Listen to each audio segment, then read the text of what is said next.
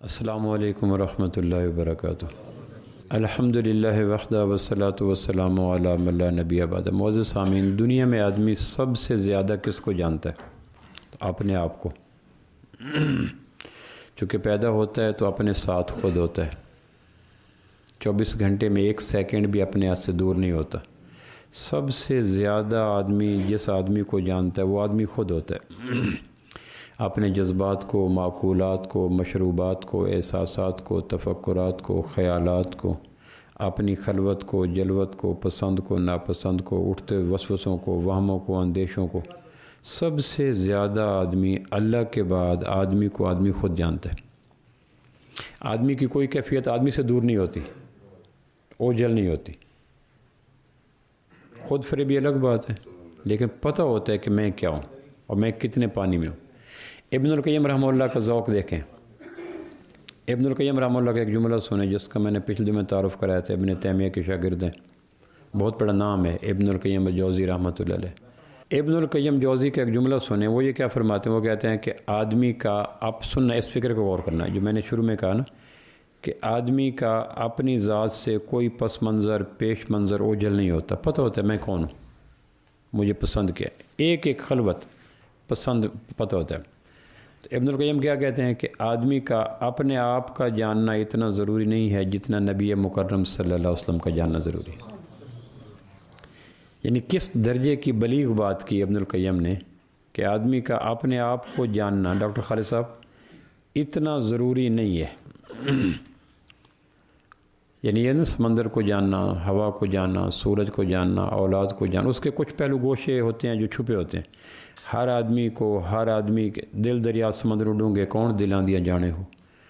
ممکن نہیں ہوتا کہ ہر آدمی دوسرے کے زندگی کے تمام پہلوؤں کو جان لے، لیکن اپنا آپ اس سے آدمی کا کوئی پہلو پوشیدہ نہیں ہوتا۔ اور ابن القیم رحمہ اللہ کی بلیغ نظر یہاں تک پہنچی ہے کہ آدمی کا اپنے آپ کو جاننا اتنا ضروری نہیں ہے جتنا نبی مکرم صلی اللہ علیہ وسلم کو جاننا ضروری ہے۔ کیوں؟ اس لیے کہ جس نے نبی رحمت کو نہ جانا اس نے کچھ بھی نہ جانا۔ ہر خیر اس پہ حرام ہے اور ہر شر اس کی طرف رخ کرتی ہے جس کے دل و دماغ میں آمنہ کے لال صلی اللہ علیہ وسلم کا تعارف نہیں ہے۔ وہ جو اقبال نے کہا نا، ہو نہ یہ پھول تو بلبل کا ترنم بھی نہ ہو، اسی پس منظر میں ابن القیم کے اس قول کی تفسیر ہے۔ ہو نہ یہ پھول تو بلبل کا ترنم بھی نہ ہو، چمن دہر میں کلیوں کا تبسم بھی نہ ہو، یہ نہ ساقی ہو تو پھر میں بھی نہ ہو، خم بھی نہ ہو، بزم توحید بھی دنیا میں نہ ہو، تم بھی نہ ہو، خیمہ افلاک کا استادہ اسی نام سے ہے، نبض ہستی تپش آمادہ اسی نام سے۔ اس وقت سب سے زیادہ غفلت یہ ہے کہ ہمیں آمنہ کے لال صلی اللہ علیہ وسلم کی ذات اقدس سے آگاہی نہیں ہے، اور اس آگاہی کے نہ ہونے کی ندامت ذرہ بھر بھی نہیں ہے۔ کائنات کے ہر مخلوق کو جاننا، پتے سبز کیوں ہوتے ہیں، بجلیاں کڑکتی کیوں ہیں، بادل برستے کیسے ہیں، سمندر موجیں کیسے اٹھاتے ہیں، چاند گھڑتا کیوں ہے، ستارے ایک جگہ کیوں رہتے ہیں، چھپکلی الٹی کیوں لٹک جاتی ہے، تتلی کے رنگ کیوں ہوتے ہیں، ہوائیں موسم کیوں بدلتی، یہ ساری چیزوں کو جاننا کسی آدمی کی ہلاکت کے لیے اتنا کافی ہے کہ اس کا رخ، سوچوں کا زاویہ، فکر کا سوچ اللہ کے محبوب صلی اللہ علیہ وسلم کی طرف نہ میڑے، باقی کائنات کو جانتا رہے۔ تمناؤں میں الجھایا گیا ہوں، کھلونے دے کے بہلایا گیا ہوں، لوح بھی تو، قلم بھی تو، تیرا وجود الکتاب، گنبد آبگینہ رنگ تیرے محیط میں حباب، تیری نگاہ ناز سے دونوں مراد پا گئے، عقل غیاب و جستجو، عشق حضور و اضطراب، شوق تیرا اگر نہ ہو میری نماز کا امام، میرا قیام بھی حجاب، میرا سجود بھی حجاب۔ اقبال کہتا ہے اگر اللہ کے محبوب کی معرفت نہیں ہے، پہچان نہیں ہے، شعور نہیں ہے، ادراک نہیں ہے، آگاہی نہیں ہے، تو آدمی جاہل مطلق ہے، چاہے زیر زمین چیزیں جانے، چاہے بلائے آسمان چیزیں جانے۔ اگر اللہ کے محبوب کو نہیں جانا اس نے کچھ نہیں جانا۔ انسان کے لیے معلومات کے جہان میں سب سے بڑی چیز جو تھارولی جاننا ضروری ہے وہ ہے اللہ کے محبوب صلی اللہ علیہ وسلم کی ذات اقدس۔ اور اگر جاننے والی چیز کو نہیں جانے گا تو پھر بطور سزا نہ جاننے والی چیزوں کو جاننا پڑے گا۔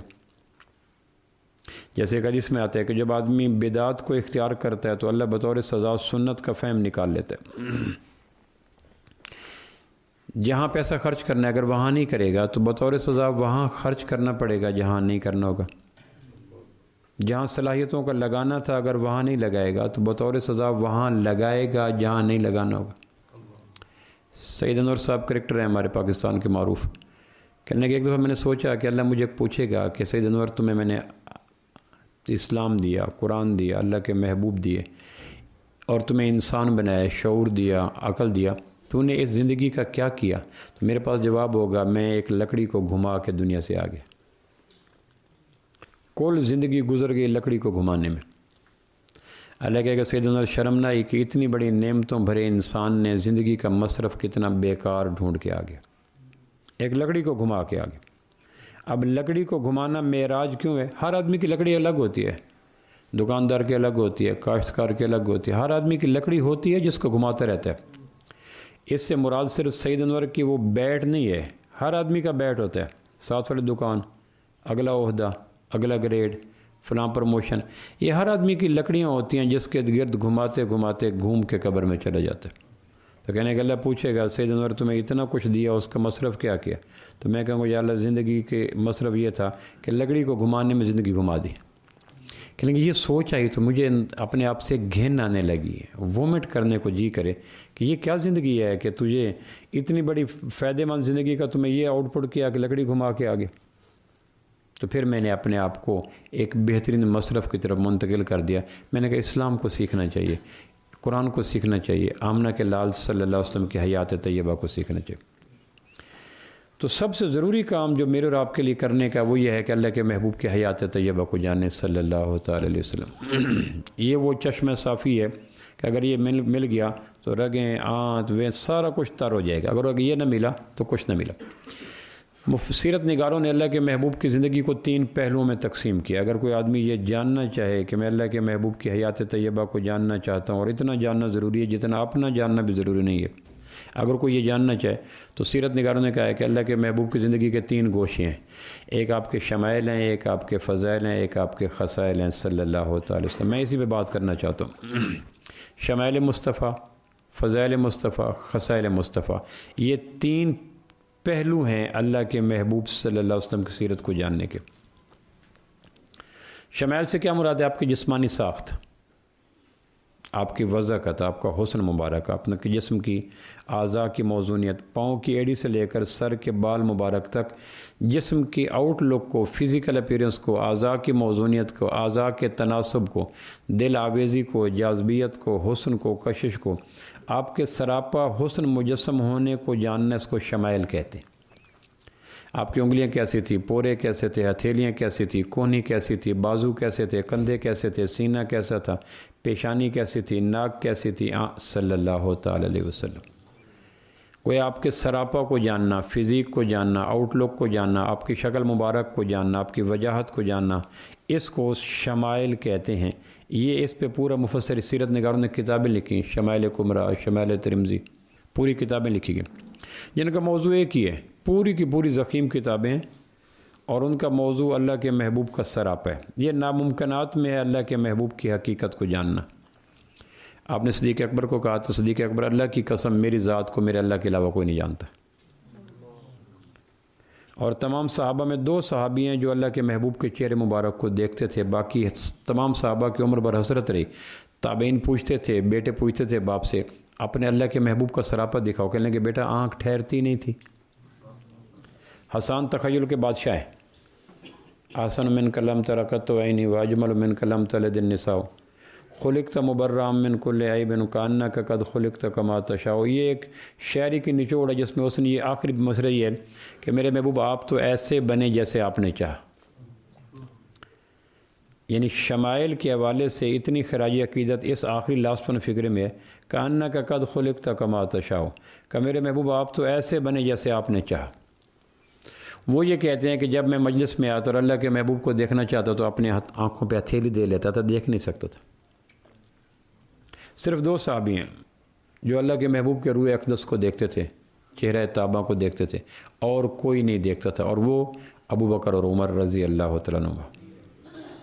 وجہ اس کی سیرت نگاروں نے یہ لکھی کہ آدمی جس مٹی سے بنایا جاتا ہے اسی مٹی میں دفن کیا جاتا ہے، اسی مٹی سے اٹھایا جاتا ہے۔ تو یہ 4 مٹیاں اکٹھی پیدا ہوئیں، اللہ کے محبوب کا سیدنا صدیق اکبر، سیدنا فاروق اعظم، سیدنا عیسیٰ علیہ السلام، ان چاروں کا مدفن ایک ہی حجرہ ہے، امی عائشہ رضی اللہ عنہ کا جو چیمبر تھا، جو حجرہ تھا، یہاں سے مٹی اٹھائی گئی، منہا خلقناکم، یہاں سے بنے، فیہا نعیدکم، یہیں جاؤ گے، ومنہا نخرجکم تارۃ اخری، اور یہیں سے اٹھائے جاؤ گے۔ تو اللہ کے محبوب اور شیخین یعنی صدیق اکبر رضی اللہ عنہ، فاروق اعظم رضی اللہ عنہ، ان کی مٹی ایک جگہ سے اٹھائی گئی اور پھر اسلام کی شمع آ گئی، اس لیے ان کی اس مٹی کی مماثلت کی وجہ سے ان میں تگ و طاقت تھی کہ نبوت کے جمال کو دیکھ سکتے تھے، باقی کوئی دیکھ نہ سکا، جی بھر کے دیکھ نہیں سکتا تھا، آنکھ ٹھہرتی نہیں تھی۔ اللہ کے محبوب کے اسماء گرامی میں ایک لقب نام وسیم بھی ہے، ایک نام قسیم بھی ہے۔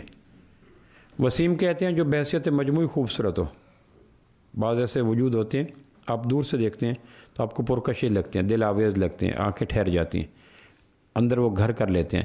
بحیثیت مجموعی جو خوبصورت ہو اس کو وسیم کہتے ہیں، اور جو ہر عضو کے اعتبار سے خوبصورت اس کو قسیم کہتے ہیں۔ آپ کہتے ہیں ہے تو کمال کا، لیکن ناک ایسا پرکشش نہیں ہے، کسی کو کہتے ہیں کمال کا، لیکن انگلیوں کے ناخن اس کے پرکشش نہیں ہے، کمال کا لیکن اس کے کانوں کی پرتیں ٹھیک نہیں ہیں، کمال کا لیکن رنگ فیر نہیں ہے۔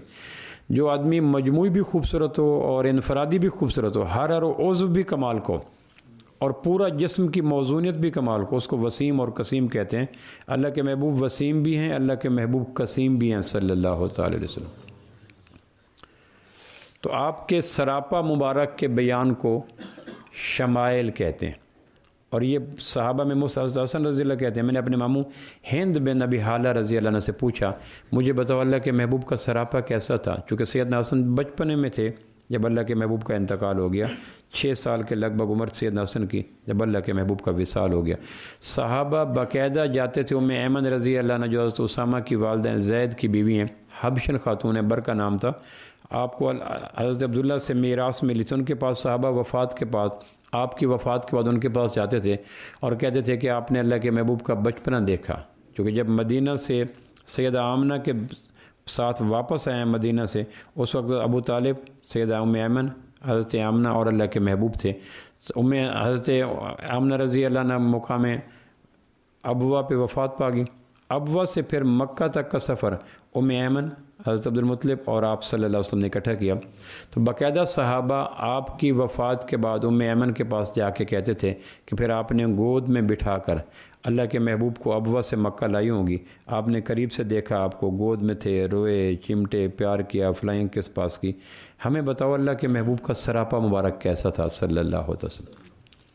صحابہ تابعین کو معمول تھا کہ روزانہ کی بنا پر رات کو صحابہ اللہ کے محبوب کا سراپا، وہ جو پہلی صدی میں اللہ کے محبوب کی زیارتیں زیادہ تھیں نا خواب میں، اس کی ایک وجہ یہ تھی کہ رات کو سراپا سنتے تھے۔ آپ دن کو سمندر کی سیر کر کے ہیں، رات کو خواب میں سمندر کی لہریں نظر آئیں گی، یہ انسانی نفسیات ہے۔ دن کو آپ پہاڑوں کی وادیوں میں گھوم کے ہیں، رات کو پہاڑوں کی وادی نظر آئیں گی۔ دن کو آپ شیر دیکھیں چڑے گھر میں، رات کو شیر نظر آئے گا۔ تو وہ رات کی تاریکی ہونے سے پہلے صحابہ باقاعدہ تابعین کو اور تابعین تبع تابعین کو، اپنے بچوں کو اللہ کے محبوب کا سراپا سناتے تھے، نتیجتاً رات کو اللہ کے محبوب کے حسن کی خیرات نصیب ہوتی تھی۔ اب ہمارا رات کا تنہائیاں برباد ہو گئیں کیبل، نیٹ، واٹس ایپ، اس قسم کی چیزوں سے، تو جس کی رات آلودہ ہے اس کو پھر دیدار نصیب نہیں ہوتا۔ تو پہلا پہلو یہ ہے کہ آپ کے شمائل مبارک، اس کا فائدہ کیا ہے؟ شمائل مبارک کے بیان کا، شمائل کبریٰ، شمائل ترمذی، اس طرح محدثین نے، سیرت نگاروں نے باقاعدہ اس پہ پورا قلم اٹھایا۔ اس کا فائدہ کیا ہے؟ اللہ کے محبوب کی محبت نصیب ہوتی ہے صلی اللہ علیہ وسلم۔ آدمی جب بھی کسی کو کسی سے محبت ہوتی ہے تو اس کی بنیاد کیا ہوتی ہے؟ تو سراپا ہوتا ہے۔ سب سے پہلے محبت جو وار کرتی ہے کسی کے حسن کی بنا پہ کرتی ہے۔ حسن، اعضاء کی موزونیت، دل آویزی، جاذبیت، ملاحت، صباحت، جسم کا تناسب میں ہونا، اس کا پہلا خاصہ ہے کہ محبت آدمی کی شباہت سے پیدا ہوتی ہے۔ جب اللہ کے محبوب کا سراپا سنیں گے، آپ کے سینہ مبارک، پیٹ مبارک، ران مبارک، پنڈلی مبارک، انگلی مبارک صلی اللہ علیہ وسلم، تو پھر آدمی کی محبت کا پاکیزہ چشمہ دائیں بائیں غلط مقامات سے پھسل کر اللہ کے محبوب کے قدمین شریفین کی طرف آ جاتا ہے۔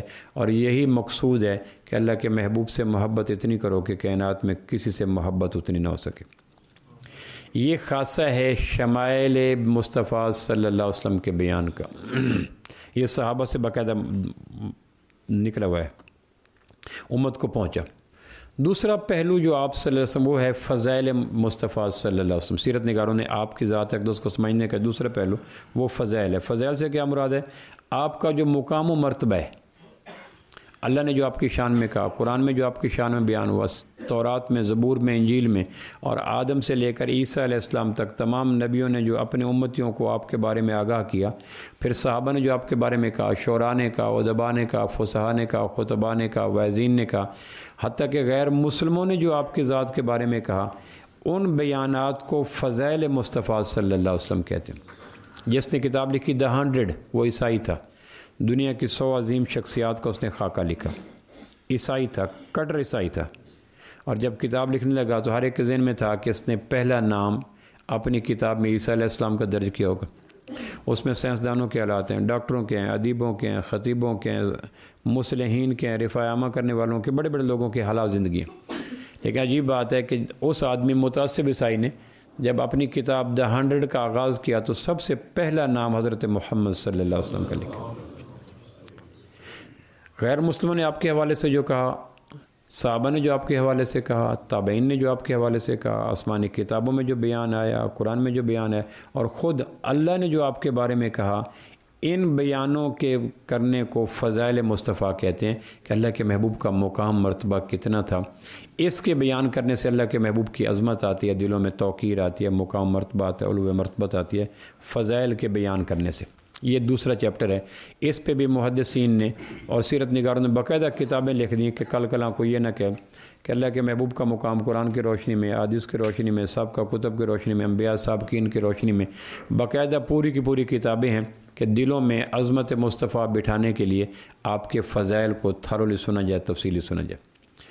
تیسرا جو آپ کی زندگی کا پہلو ہے سیرت کو سمجھنے کا وہ ہے خصائل مصطفیٰ صلی اللہ علیہ وسلم، کہ آپ صلی اللہ علیہ وسلم صبح سے لے کے شام تک کیا کرتے تھے، آپ کا جاگنا کیسا تھا، گھر سے سونا کیسا تھا، اٹھنا کیسا تھا، گھر میں آ کے گھر کے اوقات کو تقسیم کیسے کرتے تھے، ناخن کیسے کاٹتے تھے، کپڑے کیسے بدلتے تھے، کھانا کیسے کھاتے تھے، گلی میں کیسے چلتے تھے، جہاد میں کیسے گئے، حج کیسے کیا، عمرہ کیسے کیا، زکوٰۃ، آپ کی زندگی کے معمولات کو، خصائل کو، عادات کو، سنتوں کو خصائل مصطفیٰ کہتے ہیں۔ اور اس پہ بھی سیرت نگاروں نے باقاعدہ پوری کتابیں لکھ دی، خصائص الکبریٰ فی معجزات الخیر الورا، بڑی بڑی کتابیں ہیں جن کا مرکزی موضوع صرف آپ صلی اللہ علیہ وسلم کی عادات مبارک ہے۔ یہ تین پہلو ہیں سیرت مصطفیٰ صلی اللہ علیہ وسلم کو جاننے کے، آپ کے شمائل، آپ کے فضائل، آپ کے خصائل۔ ہر مسلمان کو ابن القیم رحمہ اللہ کے بقول اپنے آپ کو جاننا اتنا ضروری نہیں ہے جتنا آمنہ کے لال صلی اللہ علیہ وسلم کو جاننا ضروری ہے۔ لیکن کم نصیبی دیکھیں اس وقت ہم ہر ایک چیز کو جانتے ہیں۔ میرے ایک دوست اس نے چھپکلی پہ ایم فل کیا، یہ جو چھپکلی ہوتی ہے اس پہ ایم فل کیا، اور ہمارے ہاں جو عصری تعلیم میں پی ایچ ڈی کرتے ہیں، آپ حیران ہوں گے، ایسے ایسے موضوعات پہ پی ایچ ڈی کرتے ہیں، اور ان سے کہا جائے کہ ازواج مطہرات کے نام بتائیں۔ میری جو ماں ہے جس نے مجھے جنم دیا، وہ میرے باپ نے کہا میری ماں ہے، اور اللہ کے محبوب کی جو بیوی ہیں وہ قرآن نے کہا نبی اولا بالمؤمنین من انفسہم وازواجہم امہاتہم۔ عجیب بات ہے کہ 70 سال کے بابا کو اپنی 11 ماؤں کا نام نہیں آتا۔ پھر جو ہماری 11 مائیں ہیں اور ان کے جو والدین ہیں وہ اللہ کے محبوب کے سسر ہیں، ساس ہیں۔ تعلق کسی سے جتنا قریب ہو اس کی اتنی حالات کی آگاہی رکھتا ہے آدمی۔ 70 سال کے بابے کو اللہ کے محبوب کی بیویوں کے حالات کو جا، ان کے میکے کو جا، سسرال کو جا، ان کے نام تک نہیں آتے۔ آپ کبھی اپنے حلقہ احباب سے پوچھیں یہ لوگ کاغذ اور اپنے نام بتاؤ۔ میں نے ایم اے کی کلاس میں، ایم اے اسلامیات جن دنوں ہوتا تھا اب تو ختم ہو گیا، ایم اے کی کلاس میں کہا کہ جو بچہ اللہ کے محبوب صلی اللہ علیہ وسلم کی بیویوں کے نام، یعنی اپنی مائیں، ہماری مائیں ہیں، ماؤں کے نام بتایا کہ میں اتنے نام دوں گا، اور یقین جانے پوری کلاس میں سے کوئی نام نہ لے سکا۔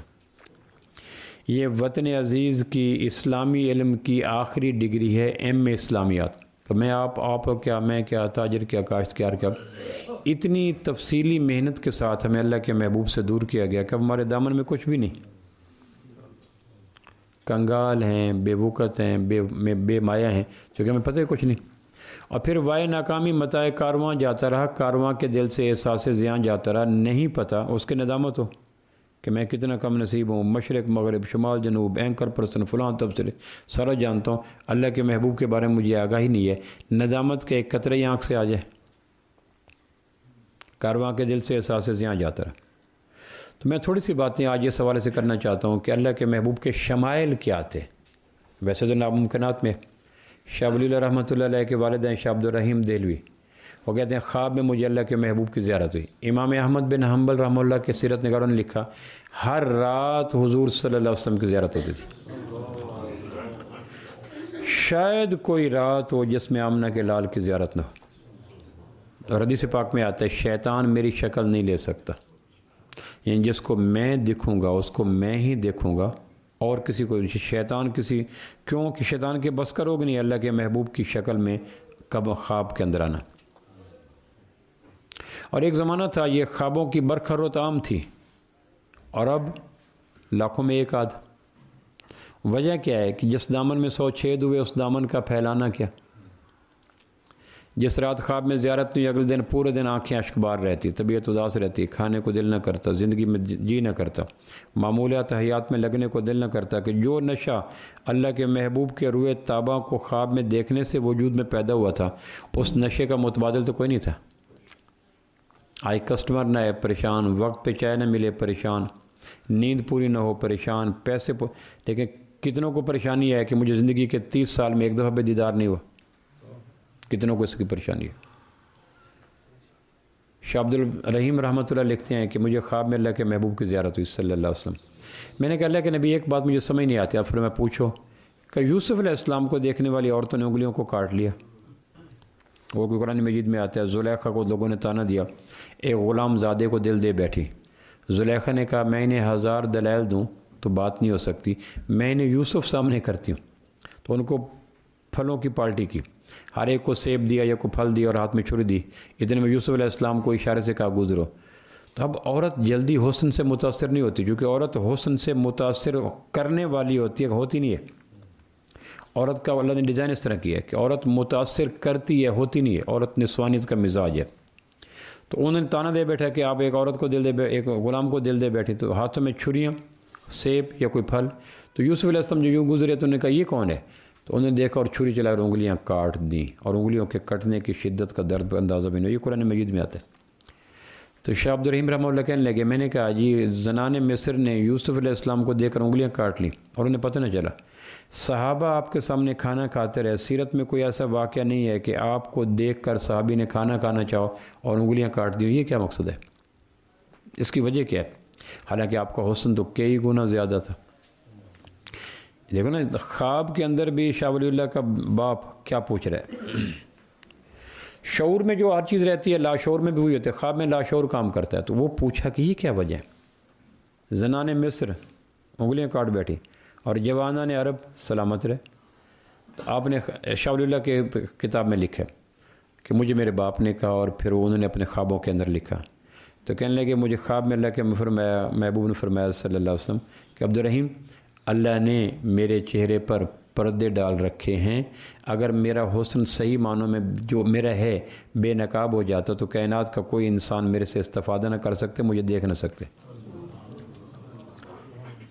اور یہی ملتے جلتے جواب آپ نے صدیق اکبر کو فرمایا تھا کہ ابو بکر اس ذات کی قسم جس کے قبضے میں میری جان ہے، میری حقیقت کو میرے اللہ کے علاوہ کوئی نہیں جانتا۔ حسان بن ثابت آپ کو دیکھ کر ایسے ہاتھ رکھ لیتے، کیوں کہ آنکھیں چدھیا نہ جائیں۔ ممکن نہیں تھا آپ کے سراپے کو دیکھنا۔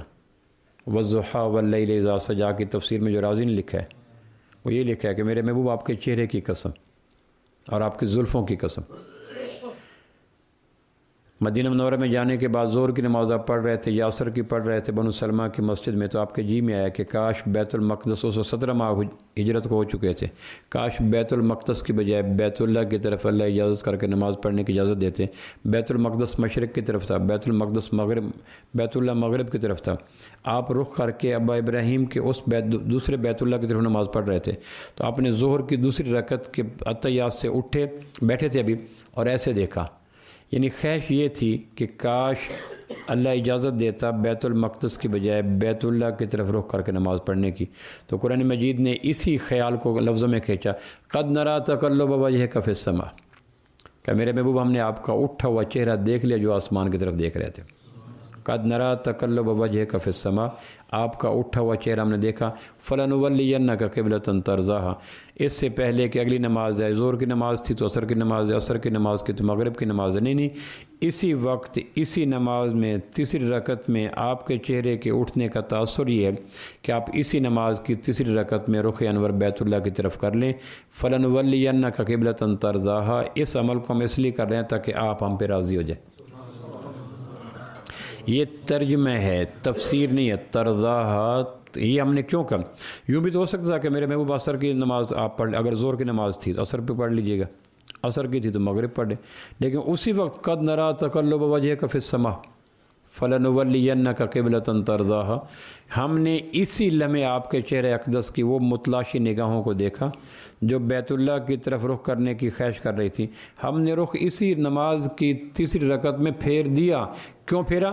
ترضاھا، تاکہ تو ہم سے راضی ہو جائے۔ اور راضی کا جو ترجمہ ہے وَالضُّحَىٰ وَاللَّيْلِ إِذَا سَجَىٰ مَا وَدَّعَكَ رَبُّكَ وَمَا قَلَىٰ، وہ کہنے کہ تیسری اور چوتھی آیت کے اندر یہ کہا جا رہا ہے کہ میرے محبوب، مشرکین نے کہا کہ محمد کا رب محمد سے روٹھ گیا صلی اللہ علیہ وسلم، وہ جو وحی کا فترۃ الوحی کا زمانہ ہے کہ کچھ عرصہ تک وحی نہیں، تو مشرکین مکہ نے تانا دیا۔ اس پہ کہا نہیں میرے محبوب ایسا نہیں ہو سکتا، آپ کے چہرے کی قسم، آپ کے زلفوں کی قسم، بھلا یہ چہرہ اور یہ زلفیں اس قابل ہیں کہ اس کا خالق اس سے ناراض ہو جائے۔ پھر قرآن مجید کی ایک آیت کا ترجمہ کرتے اتنی جاذبیت آتی ہے، فَإِنَّكَ بِأَعْيُنِنَا، آپ تو ہماری آنکھوں میں رہتے ہیں۔ یہ ترجمہ ہے، ترجمانی نہیں ہے۔ فَإِنَّكَ بِأَعْيُنِنَا، آپ تو ہماری آنکھوں میں رہتے ہیں۔ جس کو اللہ دیکھتا ہو اور بنا کے خوش ہوتا ہو، اس کا سراپا لفظوں میں بیان کرنا ناممکنات میں ہے۔ اور بعض علماء نے اپنے ذوق کے مطابق لکھا کہ اللہ نے اپنے محبوب کے چہرے اقدس پر 70,000 پردے اڑا دیے، اگر ایک پردہ بھی اٹھ جاتا کائنات کا کوئی انسان اللہ کے محبوب کے روح اقدس کو دیکھ نہ سکتا۔ اس کو کہتے ہیں شمائل مصطفیٰ، کہ آپ کے فیچر کو دیکھا۔ ہمارے ہاں جو محبتیں ہوتی ہیں نا، گھوڑوں سے، جانور سے، عورتوں سے، لڑکیوں سے، پیسوں سے، گاڑیوں سے، اس محبت کے چشمے کے ضیاء کا سبب یہ ہے کہ ہم نے تنہائی کے پاکیزہ لمحوں میں شمائل مصطفیٰ کو دیکھنے کا ہمیں موقع نصیب نہیں ہوا۔ اگر ہم رات کی تنہائیوں میں شعوری طور پر ڈوب کر وضو کر کے سوغات مانگ کر اللہ کے محبوب کے شمائل کو پڑھتے تو محبت کا چشمہ اس ذات اقدس کے علاوہ کسی اور طرف بہاؤ کا رخ ہی نہ لیتا۔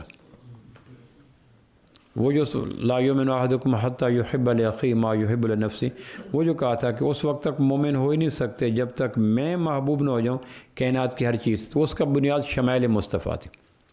تو میں چند باتیں شمائل کے حوالے سے کرنا چاہتا ہوں تاکہ ہمارے اندر تازگی آ جائے، ایمان پہ مضبوطی آ جائے، دلوں میں روشنی آ جائے، گرد و غبار اڑ جائے، اور شمائل کا کچھ نور، کچھ عکس، کچھ لذت، کچھ ذائقہ نصیب ہو، اور ممکن ہے اللہ اس جاذبیت سے خوش ہو کر ہمارے خوابوں کو بھی دیدار مصطفیٰ سے آباد کر دے صلی اللہ علیہ وسلم۔ اور جس دن یہ نعمت مل گئی اس دن کائنات کی حقیقت کھل جائے گی، پھر کائنات کی کسی چیز کو ہمارے اندر جگہ بنانے کا موقع نہیں ملے گا جس دن خواب میں اللہ کے محبوب کی زیارت ہوگی۔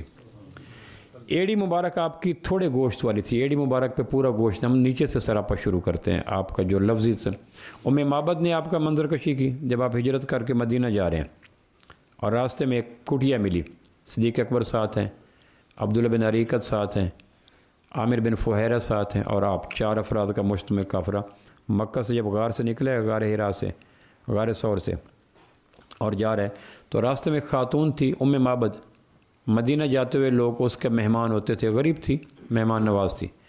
اس سے پوچھا کہ کچھ ہے کھانے پینے کو، تو اس نے کہا ایک بکری ہے جو لاغر ہے، بوڑھی ہے، دودھ نہیں ہے، کھیر اس کے پاس نہیں ہے، باقی ساری بکریاں میرا شوہر چرانے کے لے گیا ہے۔ تو آپ صدیق اکبر کو آپ نے کہا اسی بکری کو لاؤ، اور وہ معبد کہنے لگی، میں نے کہا وہ بکری چل نہیں سکتی، گھاس کے لیے جا نہیں سکتی، چرنے چگنے کی طاقت نہیں ہے، تو اس سے کیا کریں گے؟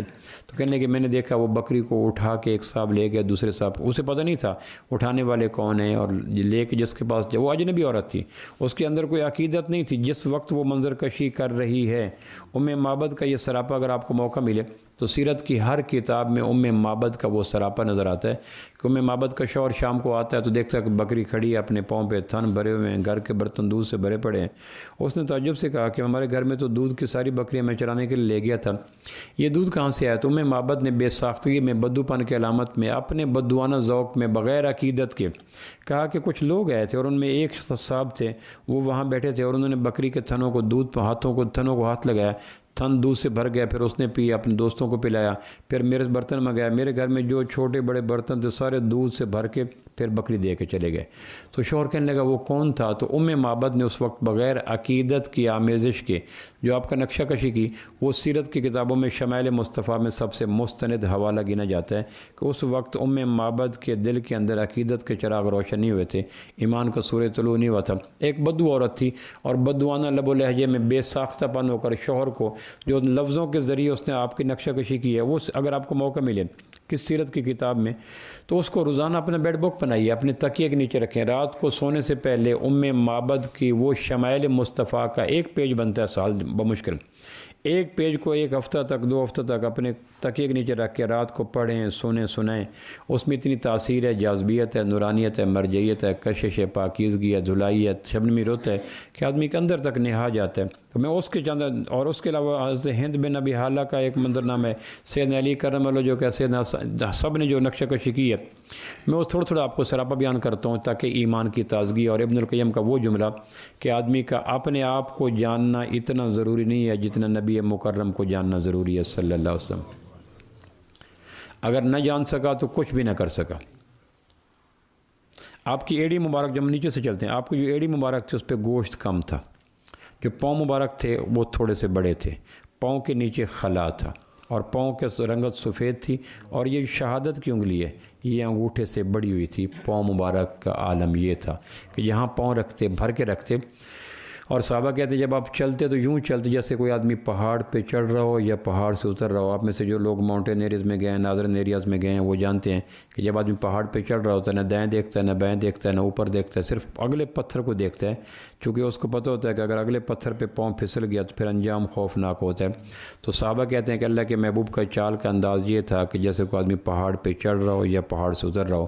قدمین شریفین پورے جما کے رکھتے تھے، تیز چلتے تھے، آپ ایسا چال میں نہیں چلتے تھے، عام حالات میں بھی آپ کی چال تیز ہوتی تھی۔ صحابہ کہتے تھے ہمیں تکلف کے ساتھ اپنے آپ کی رفتار کو تیز کر کے آپ کے ساتھ ملنا پڑتا تھا۔ حضرت عمر نے ایک آدمی کو دیکھا بڑا مٹک مٹک کے چل رہا تھا، حضرت عمر نے کہا اسلام کو بدنام نہ کیا کرو، تیز چلا کرو، اللہ کے نبی تیز چلا کرتے۔ حضرت عائشہ نے ایک آدمی کو دیکھا بڑا لہک کے مہک کے چل رہا، حضرت عائشہ کہنے لگی عمر جیسا انسان کوئی نہیں تھا اور عمر تیز چلا کرتے، تم بھی تیز چلا کرو۔ سیدہ عائشہ نے جو اسلام کی تعبیر کے لیے جس شخص کا انتخاب کیا وہ فاروق اعظم کی چال تھی کہ عمر پاؤں بھر کے رکھتے تھے، پورا پاؤں رکھتے تھے، اور آپ کی ایڑی مبارک پہ گوشت کم تھا، پاؤں مبارک کے نیچے تھوڑا سا خلا تھا، پاؤں مبارک عام حالات سے بڑا تھا۔ عربوں میں سردار کے لیے 2 پہچانیں تھیں، عربوں کے جس علاقے میں بھیجا گیا چونکہ اس علاقے کا خاص خیال رکھا گیا۔ اولین مخاطبین چونکہ عرب تھے، اس لیے آپ دیکھیں کہ قرآن مجید میں بھینس کا ذکر نہیں بکریوں کا ہے، آم کا ذکر نہیں انار کا ہے، اور پانیوں کا ذکر نہیں صحراؤں کا ہے، اس لیے کہ عرب کے لوگ آم کو نہیں جانتے تھے، بھینس کو نہیں جانتے تھے، وہ انگور کو جانتے تھے، کھجور کو جانتے تھے، ان چیزوں تو جن سے وہ اولین پہلے لوگ آگاہ تھے، قرآن نے انہی کو ڈسکس کیا ہے، حالانکہ اور بھی چیزیں تھیں۔ تو عربوں کے اندر سردار جس کو بناتے اس میں ایک دیکھتے تھے کہ پاؤں بڑا ہو اور سر عام لوگوں سے قدرے بڑا ہو، اور اللہ نے عربوں کے ذوق کی تسکین کے لیے آمنہ کے لال کا پاؤں بھی بڑا بنایا، سر بھی عام لوگوں سے بڑا سر تھا۔ اور جب آپ صحابہ کے بیچ میں ہوتے تھے تو قد اونچا ہو جاتا تھا، اور جب تنہا چلتے تھے تو قد میانہ قد، کیونکہ صحابہ نے پوچھا جب صحابہ کے بیچ میں چلتے ہیں تو فرمایا اللہ میرے قد سے کسی کا قد بڑھا ہوا دیکھنا نہیں چاہتا۔ حضرت عباس سے کسی نے پوچھا آپ بڑے ہیں یا اللہ کے نبی؟ انہوں نے کہا پیدا میں پہلے ہوا تھا، بڑے اللہ کے رسول تھے صلی اللہ علیہ وسلم، یعنی ادب کا تقاضا یہ کہہ سکتے تھے میں بڑا ہوں، یعنی پیدا پہلے میں ہو گیا تھا، بڑے اللہ کے نبی صلی اللہ علیہ وسلم تھے۔ پاؤں آپ کی جو رنگت مبارک تھی وہ ایسی تھی، حضرت ابو ہریرہ کہتے ہیں جس طرح چاندی کے برتن میں گلاب کے پتے ڈال دیے گئے ہوں، یعنی آپ اس کا عکس دیکھیں، جس طرح چاندی کے برتن میں گلاب کے پتے ڈال دیے گئے ہوں، نہ چاندی کی سفیدی تھی نہ گلاب کی پلاہٹ تھی، بلکہ ان دونوں کا جو حسین امتزاج تھا وہ آپ کا سکین کلر تھا۔ آپ چاندی کے برتن میں کبھی گلاب کے پتے رکھ کے دیکھیں تو چاندی اگر شفاف ہو اور اس کی دیواروں میں جو گلاب کے پتوں کے مکس ہو جانے کے بعد ایک رنگ پیدا ہوتا ہے، یہ قریب قریب رنگ آمنہ کے لال صلی اللہ علیہ وسلم کا تھا۔ باقی حسن لفظوں میں نہیں آ سکتا، ممکن نہیں ہو کسی کو گلاب جتنی تعریف کر لو، جب گلاب دکھا دو تو اصل حسن گلاب کا دیکھنے۔ حسن کبھی بھی لفظوں میں قید نہیں ہو سکتا، لیکن لفظ ہلکا سا حسن کی طرف اشارہ کر دیتے ہیں۔ آپ کی جو پنڈلی مبارک تھیں وہ پتلی تھی، موٹی نہیں تھی، پنڈلی مبارک پتلی تھی، اور پنڈلیوں پہ ہلکے ہلکے بال تھے، اور پنڈلی بالکل چاندی کی طرح سفید تھی جس میں ہلکا ہلکا۔ صحابہ کئی دفعہ آپ کی پنڈلیاں شوق سے چوما کرتے تھے، جب آپ بیٹھتے تو آپ اپنے تہبند اوپر اٹھا لیتے تھے، تو صحابہ پیار کے ساتھ آپ کی پنڈلیوں کو۔ اسید بن حضیر رضی اللہ صحابی ہیں، انہوں نے اللہ کے محبوب کا جس پیٹ مبارک بھی چوم لیا تھا ایک دفعہ، کیونکہ آپ کا سینہ آپ کے پیٹ سے تھوڑا سا باہر تھا، سینہ پیٹ اندر تھا، یعنی دور سے یوں لگتا جیسے سینہ تھوڑا سا باہر ابھرا ہوا ہے اور پیٹ آپ کا پیچھے تھا۔ عام حالات میں جو ہمارے ہاں الٹ ہو جاتا ہے نا، تو اللہ کے محبوب کا سینہ مبارک باہر تھا، پیٹ مبارک پیچھے تھا۔ تو حضرت اسید رضی اللہ عنہ کو آپ نے ایک دفعہ ایسے لکڑی چبوئی، تو حضرت اسید نے کہا اللہ کے نبی بڑی درد ہوئی ہے، تو حقوق العباد کا تقاضا تھا، آپ نے کہا اس سے پہلے کہ قیامت والے دن تو اللہ کی بارگاہ میں کہے میرے سے بدلہ لے لے، تو اس نے کہا جی آپ کا تو قمیض پہنا ہوا ہے، میرا تو قمیض نہیں تھا، تو آپ نے قمیض اتار دیا اور آپ کو چھڑی حضرت اسید بن حضیر رضی اللہ کے حوالے کر دی۔ حضرت اسید نے چھڑی بھی پکڑی، صحابہ کہتے ہیں ہمارے لیے بڑا بوجھ تھا کہ یہ کیا کر رہے ہیں، اسید صحابی تھے رضی اللہ عنہ، یہ کیا کر رہے ہیں، تو پھر اچانک انہوں نے چھڑی پھینکی اور آپ کے پیٹ مبارک کو چومنا شروع کر دیا، اور چومتے گئے۔ جو لذت نبوت کے نورانی وجود اقدس کے چومنے میں صحابہ کا حصہ تھی، اس لیے بخاری شریف کی روایت ہے کہ صحابی کے بارے میں کوئی بات نہ کرو، تم میں سے کوئی احد پہاڑ کے برابر سونا خرچ کرے اور اللہ اس سونے کو شرف قبولیت میں نوازے اور اس سونے کے انفاق کا اس کو ثواب ملے، میرا صحابی ایک آدھا مٹھی جو دے دے پھر بھی اس کا ثواب زیادہ ہے۔ صحابی کو جو نبوت کا لمس نصیب تھا، اور نبوت اس لیے کسی تابعی نے کہا تھا لو رأینا ما رأیتا وشہدنا ما شہدتا، تابعی نے کسی صحابی کو کہا کاش ہم بھی وہاں ہوتے جہاں آپ ہوتے تھے، اور کاش ہم بھی اس ذات پاک کا دیدار کرتے جس کا آپ دیدار کریں۔ صحابی کہنے لگے کچھ ہمیں پتہ ہے اس دیدار کی قیمت ہمیں کیا چکانا پڑی، کچھ میں ہی جانتا ہوں جو مجھ پہ گزر گئی، دنیا تو لطف لے گی میرے واقعات میں، تمہیں اندازہ نہیں کہ اس ذات اقدس کے دیدار کا اور قربت کا ہمیں کیا دینا پڑا معاوضہ، پتہ نہیں تم اس زمانے میں ہوتے تو کس قبیلے میں شامل ہو جاتے، چونکہ اللہ کے محبوب کے دیدار اور قربت کی جو قربانی تھی وہ کم از کم جان کا نذرانہ پیش کر کے یہ 2 سعادتیں نصیب ہو سکتی تھی۔ پنڈلی مبارک آپ کی پتلی تھی اور پنڈلی مبارک پہ ہلکے ہلکے بال تھے، اور جب پنڈلی آپ کھول کے بیٹھتے تو صحابہ آپ کی پنڈلیوں کو چوم لیا کرتے۔ اور حضرت عائشہ رضی اللہ کی ایک روایت ہے کہ جس طرح کھجوروں کے خوشوں سے پتے ہٹتے ہیں، آپ نے کبھی، چونکہ ہمارے علاقے میں کھجور نہیں ہے اور کھجوروں سے خوشوں کے اوپر پتوں کے ہٹنے کا منظر ہم نے نہیں دیکھا، عربوں کے ہاں یہ ڈیزرٹ میں کھجوریں تھیں، تو انہوں نے کہا جس طرح کھجوروں کے خوشوں سے اوپر سے غلاف اترتا ہے اور ایک نیا کھلا ہوا رنگ نظر آتا ہے، اللہ کے محبوب کی پنڈلی کا رنگ تقریباً ویسے نظر آیا کر، شفاف۔ پھر آپ کی جو ران تھی وہ انتہائی سفید تھی، ایک صحابی کہتے ہیں گھوڑے پہ آپ سوار تھے اور آپ کی ران سے ہوا کے چلنے سے کپڑا اتر گیا، اتفاقاً، شعوری طور پر تو نہیں تھا، گھوڑے پہ تھے، ران سے کپڑا اتر گیا، تو میری نگاہ مبارک کو ران کے اس حصے کے دیکھنے کی زیارت نصیب ہوئی، گھٹنے سے اوپر تھی، تو آج تک میری آنکھیں ایسے لگ رہی ہیں جیسے سیاہ رنگ کے بادلوں میں رات کو بجلی چمکتی ہو، تو کہ آپ نے تہبند کالا پہنا ہوا تھا، ران کی سفیدی تھی، تو کہنے کہ رات کے سیاہ عالم میں بجلی جو چمکتی ہے، بجلی کی کڑک سے جو مزہ آتا ہے، آپ کی نبوت کی سیاہ پنڈلی کے سیاہ پہنی ہوئی چادر سے جو ران کی سفیدی تھی وہ یوں نظر آتی تھی جیسے رات کی تاریکی میں بجلی کڑکتی ہے۔ پیٹ مبارک آپ کا قدر پیچھے ہوتا تھا، کبھی عمر بھر آپ کا پیٹ باہر نکلا، ایک باریک بالوں کی ایک لائن تھی جو سینہ مبارک سے شروع ہوتی اور ناف تک آتی تھی۔ پہلو آپ میں کبھی لیئرز نہیں پڑی، جیسے ہمارے پہلو میں ایک لیئر پڑ جاتی ہیں پیٹ کے موٹا ہو جانے کی وجہ سے، آپ کے پہلوؤں میں کبھی ایسی تہ نہیں پڑتی تھی، اور پسینہ کبھی کبھی آتا تھا تو وہ پسینہ بہتا تھا۔ باقی سینے مبارک پہ بال نہیں تھے، پیٹ مبارک پہ بال نہیں تھے، اور آپ کے یہاں کندھوں پہ ہلکے ہلکے بال تھے، کندھوں پہ ہلکے ہلکے، باقی یہاں سینے مبارک پہ بال نہیں تھے، ایک لکیر تھی جو سینے سے چلتی اور ناف تک آتی تھی، باقی آپ کا سینہ مبارک۔ پھر آپ کا جو کندھے تھے یہ قدرے چوڑے تھے، چوڑے تھے، اور عربوں میں چوڑے کندھے شجاعت کی نشانی ہوتی تھی، چوڑے کندھے۔ پھر جو آپ کا گردن تھی وہ بالکل لمبی تھی اور پتلی تھی اور سفید تھی، جس طرح ایک چاندی کی سرائی ہوتی ہے ڈھلی ہوئی، یوں گردن مبارک ایسے ڈھلی ہوتی تھی، اور وہ سفید گردن تھی۔ ٹھوڑی آپ کی کسی سیرت نگار نے لکھی نہیں، یہ جو ٹھوڑی ہے چونکہ داڑھی مبارک کے بالوں کے بیچ میں ٹھوڑی مبارک چھپی رہتی تھی، جو داڑھی تھی وہ بھری بھری تھی، گھنی تھی۔ اور پھر آپ کے بخاری اور مسلم کی روایت ہے کہ یہاں کوئی سفید بال تھے، یہاں کوئی سفید بال تھے، اور یہاں کوئی سفید بال تھے۔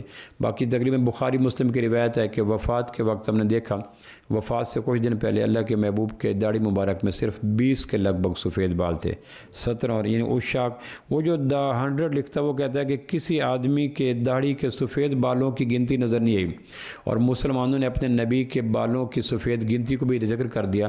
اس بنا پہ میں مجبور ہوا ہوں کہ جس شخص کے حالات سب سے زیادہ واضح ہیں وہ حضرت محمد صلی اللہ علیہ وسلم کے زمانے۔ داڑھی مبارک کناروں سے تراش لیتے تھے اور اس شخص کو پسند نہیں کرتے تھے جو داڑھی میں کنگھی نہیں کرتا تھا۔ آپ فرماتے تھے کہ اللہ نے داڑھی دی ہے تو اس کی بالوں کا احترام کیا کرو اور کنگھی کیا کرو۔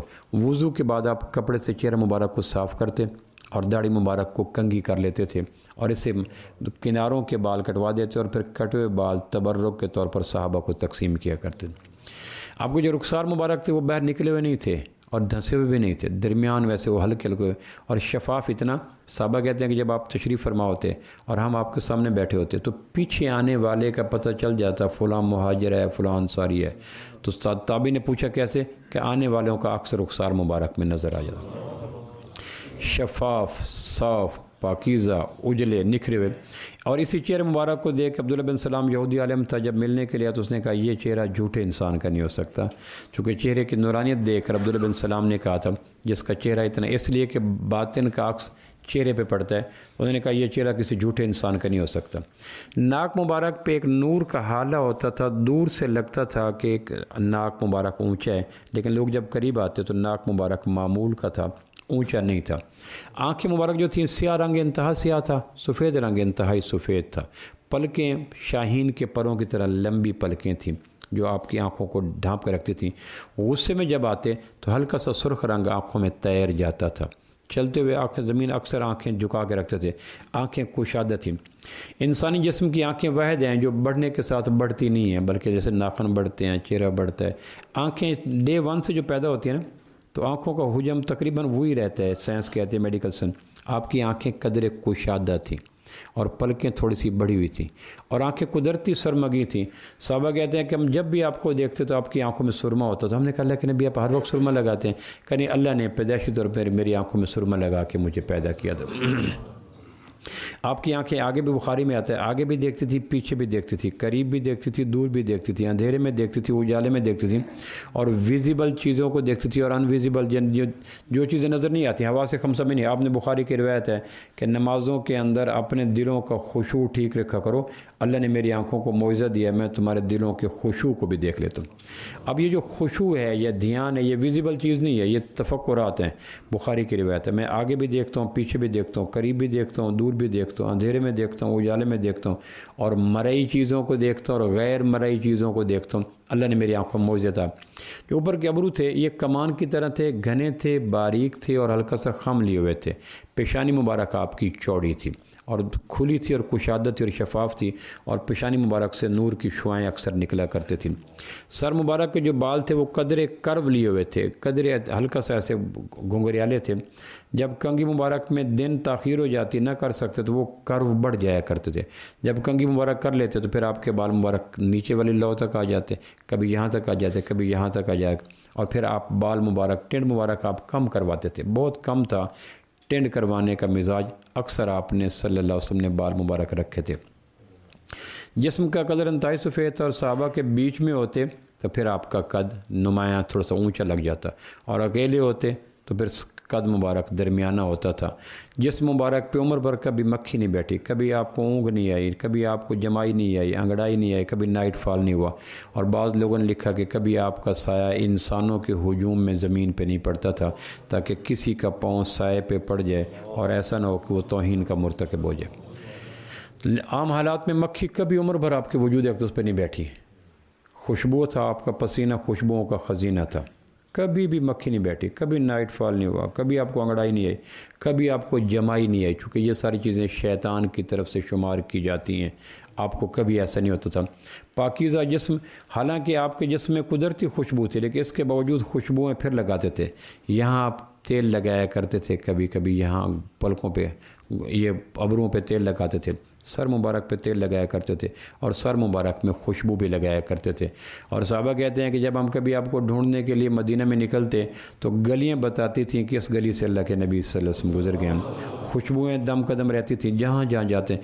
اس کے باوجود کہ خوشبوئیں آپ کے وجود کے اندر محو تھیں، دم قدم تھیں، انگ انگ میں آباد تھی، اس کے باوجود پھر آپ تباً اور خلقاً پھر خوشبو لگایا کرتے تھے، مسواک کا زیادہ اہتمام۔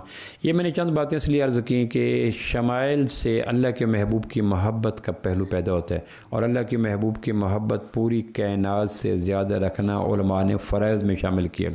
آپ حضرات سے اگر ممکن ہو تو میں معبد کا وہ چیپٹر میرے سے ممکن ہو تو میں کہیں لے آؤں گا، کبھی مجھے اگر مل گیا، میرے پاس ایک کتاب تھی اس میں تھا وہ شمائل میں، معبد کا وہ لفظی تصویر کشی جو انہوں نے آپ کے شوہر کو بتائی ہے، وہ کمال کی تصویر ہے، اس کو ملیں تو بچوں کو یاد کریں، گھر میں راتوں کو ڈسکس کیا کریں۔ اللہ عمر کی توفیق۔